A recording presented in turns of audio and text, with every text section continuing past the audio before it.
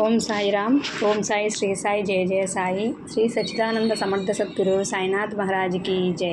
సాయిరామ్. సాయిరామ్ అండి. ఎలా ఉన్నారు మన సాయి బంధువులందరూ? బాగున్నారా? అందరూ బాగుండాలని బాబా వారి ఆశీస్సులు ఎల్లవేళలా మన సాయి కుటుంబ సభ్యులందరి మీద ఉండాలని మనస్ఫూర్తిగా కోరుకుంటున్నాను. అందరికీ గురువారపు శుభాకాంక్షలు. బాబా వీడియోస్ అనేవి కొన్ని రోజుల నుంచి రావటం లేదు కదా, ఎందుకంటే మా ఇంట్లో కొంచెం వర్క్ అనేది జరుగుతుందండి. Cement work, tiles, paint works అయితే ఇప్పటికి కంప్లీట్ అయినాయన్నమాట. అందువల్ల నేను వీడియోలు చేయలేకపోతున్నాను. మన చిన్ను మిన్ను విన్నుగాడు, మన బుజ్జి ఉడతల వీడియోస్ అయితే షార్ట్స్లో వస్తున్నాయి కదా, చాలామంది చూస్తున్నారు. కొంచెం సరదాగా ఉంటుంది కదా అనేసి అవైతే షార్ట్స్లో అప్లోడ్ చేస్తున్నాను అనమాట. ఇక నుంచి బాబా వీడియోస్ కూడా అప్లోడ్ చేయడానికి ట్రై చేస్తాను. వస్తాయి కూడా, మ్యాక్సిమం వస్తాయి. అయితే ఈరోజు వీడియోలో అయితే మనం మంచి విషయాలు తెలియజేసుకుందామండి. అవి ఏంటంటే, భగవంతుని పట్ల మనకు ఎలాంటి ఆరాటం కలిగి ఉండాలి, భగవంతుని అనుగ్రహం కానీ, దర్శన భాగ్యాలు కానీ, ఇంకా ఆయన తరపు నుంచి మనకి ఏమైనా మేలు పొందగలిగే అవకాశం అనేది ఎలా వస్తుంది అనే విషయం గురించి తెలుసుకుందాము. ఎలా ఉండకూడదు అనే విషయం గురించి కూడా మనం ఈరోజు తెలుసుకుందాం అన్నమాట. అయితే ఈరోజు గురువారం సందర్భంగా మన సాయి బంధువులందరూ కూడా చెప్పే విషయాలు చాలా శ్రద్ధగా వినండి. బాబావారు మనసుకి దగ్గరైనట్టు అనిపిస్తుంది. ఆయన వైపు మనం వెళ్ళడానికి పూజలు మాత్రమే కాకుండా ఇంకా తేలికైన మార్గం అనేది మనకి మానసికంగా కలుగుతుంది, అందరికీ అర్థమవుతుందన్నమాట. అయితే ముందు మనం ఏమనుకున్నాం, బాబావారి దర్శన భాగ్యం కానీ, ఆయన మనకి చేరువ అవ్వడానికి కానీ ఎలా ఉండాలి మనకి అంటే, మనకి ఆరాటం ఎలా ఉండాలి అనే విషయం గురించి ఒక చిన్న ఉదాహరణ అయితే చెప్తాను. అయితే ఒక ఊరిలో ఒక వ్యక్తికి ఒక కూతురు ఉందన్నమాట. ఆ కూతురు బాల వితంతువు, చిన్నప్పుడే విధవరాలు అయిపోయిందనమాట. అయితే తన భర్తను కూడా తను చూడలేదు. తన స్నేహితులందరూ భర్తలతో అలా కలిసి ఆడుకుంటుంటే తను చూసి చాలా బాధపడేది అనమాట. అయితే ఒకరోజు తండ్రి దగ్గరకు వచ్చి అడిగింది, నాన్న నా భర్త ఎక్కడున్నాడు అని చెప్పని అడిగితే, తండ్రికి ఏమి చెప్పాలో అర్థం కాక బరువెక్కిన గుండెతో, గోవిందుడే నీ భర్త తల్లి అని చెప్తాడు. అయితే ఆ మాట విని వెంటనే గబగబా వెళ్ళి పూజా మందిరంలోనికి వెళ్ళి తన తండ్రి చెప్పినట్టుగా, గోవిందా నువ్వే నా భర్త అంట కదా, నేను పిలవగానే వస్తావంట కదా, రా, ఎందుకు రావటం లేదు నా దగ్గరికి, ఏమైంది అని చెప్పని ప్రశ్నిస్తుందన్నమాట. తన యొక్క మాటని, తన యొక్క మనసులో ఉన్న బాధని అర్థం చేసుకున్న గోవిందుడు వెంటనే తనకి దర్శన భాగ్యాన్ని ఇచ్చాడనమాట. అంటే తన కల్మషం లేని మనసుతో, ఆరాటంతో ఎలా అడిగింది అంతే ఇదిగా భగవంతుడు కూడా స్పందించడం అనేది జరిగిందనమాట. మనము కూడా అంతే. ఇప్పుడు పసిపిల్లవాడు నిద్ర లేవగానే, లేదంటే అమ్మ కనపడని సమయాలలో ఎలా అయితే ఏడుస్తాడు, ఎలా ఆరాటపడతాడు, వేరే విషయం ఏమీ ఆలోచించడు. ఎంత ఆకలి వేయని, చుట్టుపక్కల ఎవరో ఉన్నాయి, పరిస్థితి ఎలా ఉన్నాయి, ఏమున్నా కానీ అమ్మ కావాలి అంటే ఎలా ఏడుస్తాడు. అంతటి ఆరాటంతో మనం భగవంతుని ప్రార్థించాలి. అసలు ఏమీ ఉండకూడదు. ఇంకా మన కష్టాలు, మన బాధలు, మన ఏడుపులు కాకుండా అసలు భగవంతుడి దర్శన భాగ్యం ఆయన ఉంటే, ఇప్పుడు భగవంతుడి దర్శన భాగ్యం మనకి ఎక్కువ, మన కష్టాలు తీరడం ఎక్కువ. భగవంతుడే మనతో ఉంటే ఇలాంటి సమస్యలు ఏమీ రావు కదా. ఎలా వస్తాయి భగవంతుడు ఉన్నప్పుడు?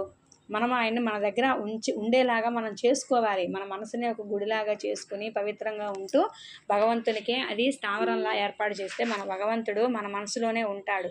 భగవంతుడు మనసులో ఉంటే మన కష్టాలు ఆయనకి తెలియదా? ఆయన చూసుకోలేడా? చూసుకుంటాడు కదా.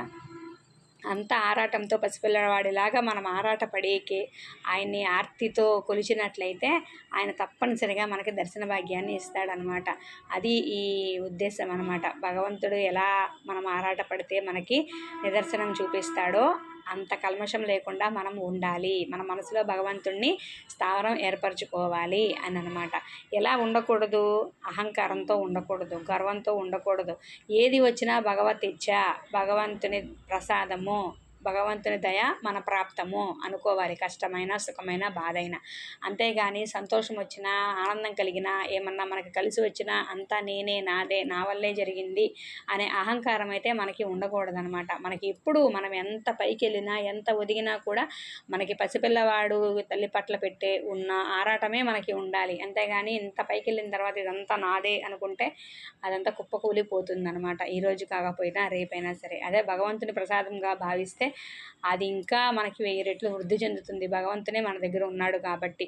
దీనికి ఒక చిన్న ఉదాహరణ ఏమిటంటే, ఒక శిష్యుడు తన గురువుని అపారమైన నమ్మకంతో కొలుస్తూ ఉండేవాడు అనమాట. ఆ గురువు మీద నమ్మకం ఎలా ఉంటుందంటే, ఆ గురు నామజపంతో ఏదైనా చేయగలడు, ఏదైనా సాధించగలడు. అలాగే ఒకరోజు ఒక నదిని దాటడానికి ఏ మార్గము లేకపోతే గురువుని ఇప్పుడు మనం భగవంతుని తలుచుకొని నీదే భారం తండ్రి పనిచేస్తున్నాను అని ఎలా అయితే మనం మాత్రంగానే అంటాము, కానీ ఆ శిష్యుడు మాత్రం మనస్ఫూర్తిగా చాలా గట్టి నమ్మకంతో గురువుగారు మిమ్మల్ని నేను సదా సేవిస్తూ ఉంటాను, మీ నామజపంతో నేను ఈ నది దాటాలని అనుకుంటున్నాను అని చెప్పని గురువు నామస్మరణ చేసుకుంటూనే నది మీద అడుగులు వేడ్చుకుంటూ అడుగు తర్వాత అడుగు అలా నేల మీద నడిచినట్టుగానే నది మీద నడిచి నది అవతల ఒడ్డుకు వెళ్ళిపోయాడు అనమాట. అది చూసిన గురువు ఆశ్చర్యపోయాడు. ఏంటి నా నామజపంలో ఎంత మహత్యం ఉన్నదా, నా నామజపంలోనే ఇలా ఉంటే నేనెంతటి గొప్పవాడినో అనుకుని మరుసటి రోజు ఉదయము గురువుగారు నదిని దాటడానికి ప్రయత్నిస్తాడు.